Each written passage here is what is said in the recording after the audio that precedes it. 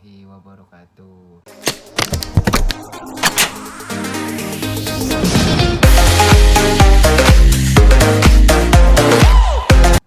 Di sini saya Arif Didia Eri Pratama, NIM A12 2017 05672. Saya akan mengambil materi yaitu service design.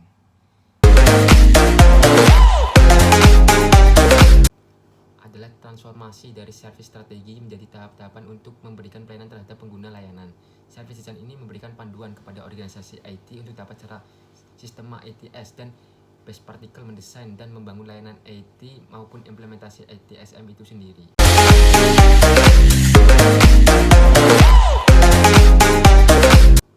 Tujuan dari desain layanan yaitu untuk mengambil langkah-langkah yang diperlukan untuk memastikan bahwa layanan baru akan melakukan seperti yang direncanakan dan disampaikan fungsi dan manfaat yang dimaksud oleh bisnis. Prinsip ini adalah jantung dari pendekatan ITIL.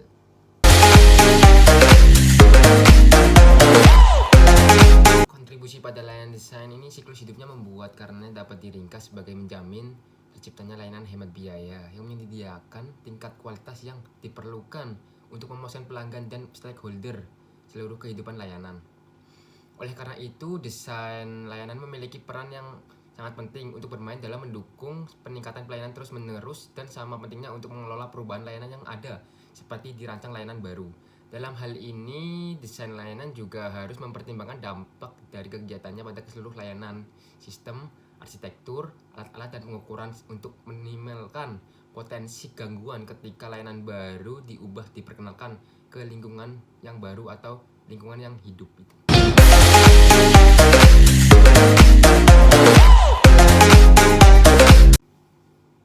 Mengapa layanan desain tanpa layanan yang desain yang mapan, layanan akan menjadi kurang stabil dan lebih mahal untuk mempertahankan dan menjadi semakin kurang mendukung bisnis dan kebutuhan pelanggannya. Selanjutnya, biaya mengkoreksi kekurangan-kekurangan ini hampir selalu lebih tinggi daripada biaya yang seharusnya dikeluarkan untuk mencegah mereka yang pada di tahap desain ini.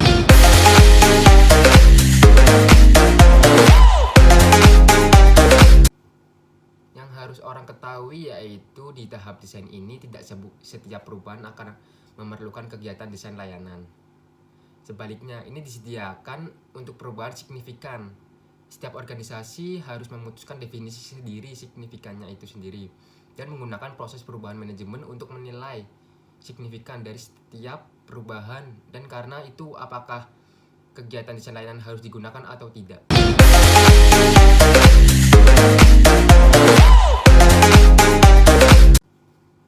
5 aspek utama layanan desain di ITIL Informasi Teknologi Infrastruktur Library ini secara resmi mengakui 5 aspek yang terpisah dari desain layanan yang bersama-sama menggambarkan ruang lingkup ini bagian dari siklus hidup layanannya. Satu adalah pengenalan layanan baru atau diubah melalui identifikasi akurat kebutuhan bisnis dan definisi yang disepakati persyaratan layanan.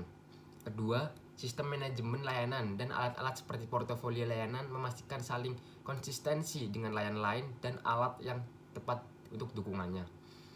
3. Kemampuan arsitektur teknologi dan sistem manajemen untuk mengoperasikan dan memelihara layanan baru.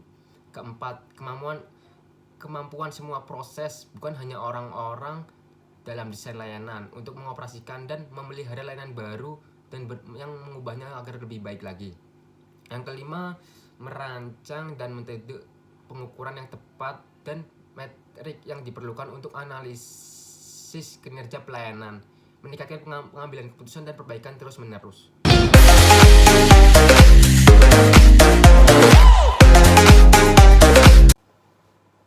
Tujuan dari layanan desain ini dari pertimbangan di atas, kita dapat menghargai bahwa tujuan utama dari layanan desain ini adalah merancang layanan yang tidak hanya memenuhi kebutuhan bisnis dan pemangku kepentingan. Tujuan dari layanan desain ini dalam hal kualitas, kemudahan pengguna, kepatuhan, dan keamanan, tetapi juga minimalkan total biaya kepemilikan untuk merancang kebijakan yang efisien dan efektif, rencana proses, arsitektur, dan kerangka kerja untuk mengelola layanan di seluruh siklus hidup mereka untuk mendukung layanan transisi dalam mengidentifikasi dan mengelola resiko yang terkait dalam memperkenalkan layanan baru atau diubah.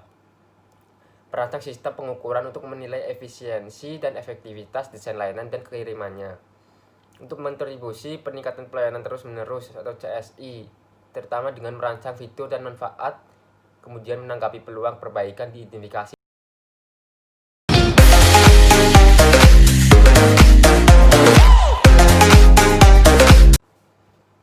Di mana ada sasaran utama dari layanan desain ini, di mana ada satu, untuk mempertemukan manfaat bisnis yang telah disetujui. Kedua, untuk menunjang siklus layanan IT. Yang ketiga, mengidentifikasi dan mengelola risiko. Yang keempat, desain keamanan dan kerentanan infrastruktur IT, layanan lingkungan, arsitektur, kerangka kerja, dan dokumen untuk menunjang desain dari kualitas solusi IT. Membangun keahlian dan kemampuan IT, berkontribusi terhadap keseluruhan peningkatan kualitas layanan IT.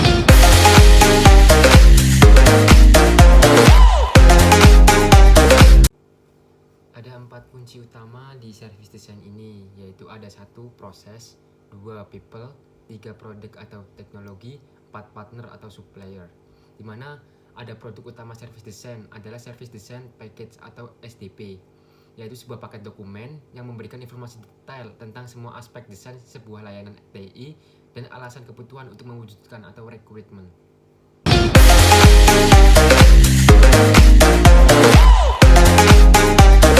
SDP pada umumnya mencakup 4 dokumen, yaitu 1. Dokumen requirement atau analisis kebutuhan. Yang kedua, dokumen service design dan layanan TI.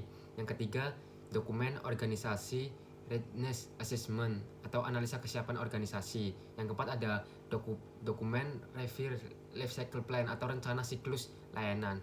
Di mana dari ketiga 4 dokumen tersebut, yaitu 1. Dokumen requirement atau analisis kebutuhan mencakup informasi tentang business requirement, service applicability, dan service contact.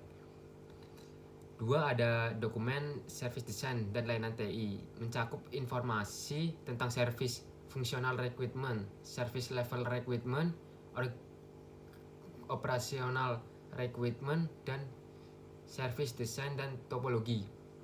Yang ketiga ada dokumen organization readiness assessment, analisis kesiapan organisasi, mencakup informasi tentang business benefit, financial assessment, technical assessment, resource assessment, dan organizational assessment. Yang terakhir ada dokumen life cycle plan, rencana siklus layanan, mencakup informasi tentang service program, service transition plan, service organization assessment plan, dan service assessment kriteria.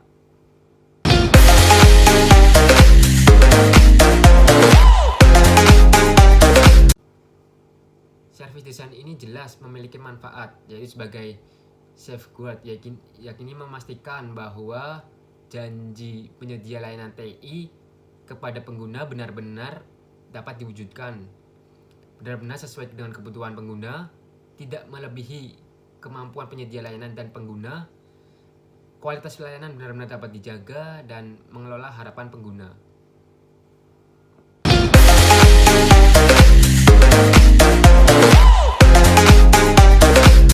Di sini ada 11 proses yang dilakukan dalam service design. Yang pertama ada service catalog management, yang kedua ada service level management, yang ketiga ada risk management, yang keempat ada capacity management, yang kelima ada availability management, yang keenam ada IT service continuity management, yang ketujuh ada informasi security management, yang kedelapan ada compliance management, yang kesembilan ada architecture management, yang ke-10 adalah ada supplier management, dan yang terakhir adalah design coordination.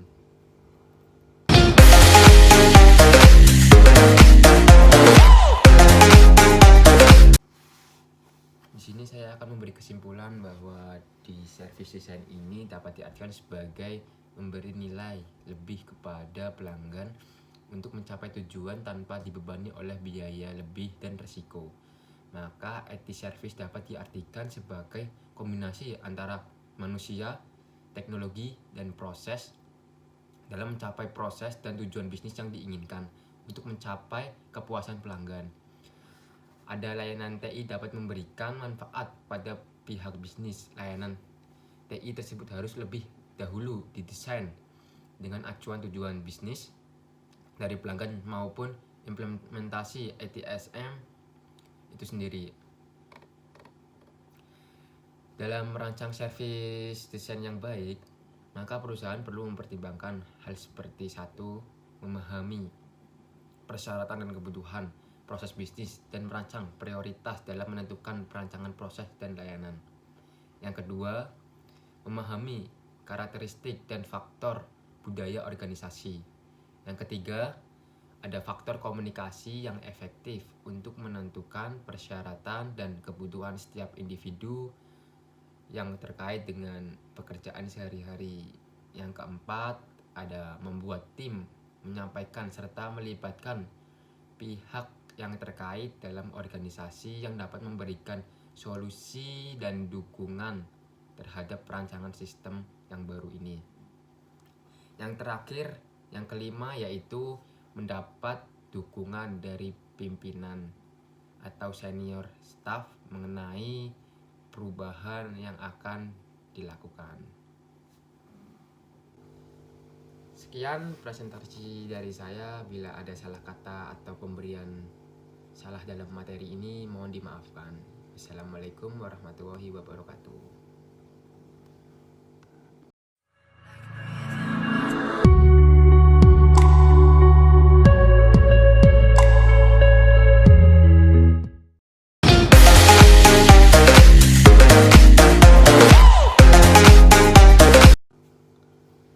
Assalamualaikum warahmatullahi wabarakatuh. Sekian presentasi